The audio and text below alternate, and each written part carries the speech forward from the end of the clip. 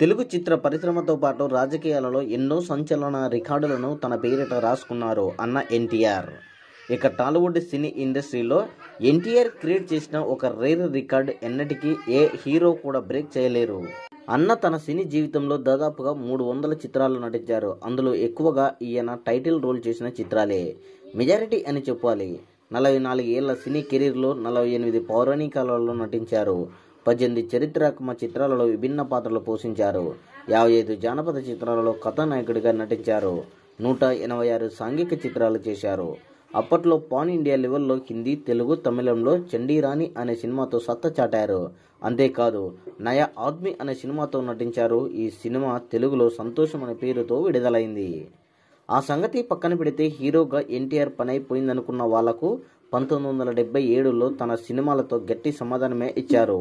ఆ ఏడాది జనవరి 14న తన ఓన్ డైరెక్షన్లో 2 కుమారులైన హరికృష్ణ, బాలకృష్ణలతో తెరకెక్కించిన దానవీర సూరకర్ణ సినిమా తెలుగు సినీ ఇండస్ట్రీలో ఇండస్ట్రీ హిట్గా సరికొత్త రికార్డు క్రియేట్ చేసింది. తొలి 1 కోటి షేరును అందుకున్న సినిమాగా రికార్డు క్రియేట్ చేసింది. ఇక ఏప్రిల్ 28న అదే ఏడాది కె రాఘవేందర్ రావు దర్శకత్వంలో ఫస్ట్ టైం ఎన్టీఆర్ నటించిన అడవి రాముడు సినిమా తెలుగు సినిమా ఇండస్ట్రీలో కమర్షియల్ సినిమాకు కేర్ ఆఫ్ అడ్రస్గా నిలిచింది. ఈ చిత్రం ఇండస్ట్రీ హిట్గా నిలిచింది. అప్పట్లో 3 కోట్లకు పైగా షేర్ సాధించిన చిత్రంగా నిలిచింది. ఇక 1977లో అక్టోబర్ 21న ఎన్టీఆర్ హీరోగా తాతినేని రామారావు దర్శకత్వంలో తెరకెక్కిన యమగోళ 3 ఇండస్ట్రీ హిట్గా నిలిచింది. అసలు ఇండస్ట్రీని షేక్ చేసే సినిమాలు అరుదుగా వస్తుంటాయి. అలాంటిది ఒకే ఏడాది 3 చిత్రాలు ఒకే దాన్ని మించి మరొకటి ఇండస్ట్రీ హిట్గా నిలవడం అనేది అన్నగారి విషయంలో జరిగింది. ఈ సినిమా అడవి రాముడు రికార్డులను బ్రేక్ చేసింది. మరి తెలుగు హీరోకి ఈ రికార్డు సాధ్యం కాలేదు, భవిష్యత్తులో సాధ్యం కాబోదు కూడా.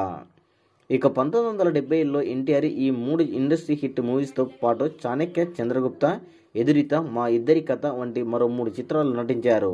ఈ చిత్రాలు కూడా ఓ మోస్తరు విజయాలను అందుకున్నాయి.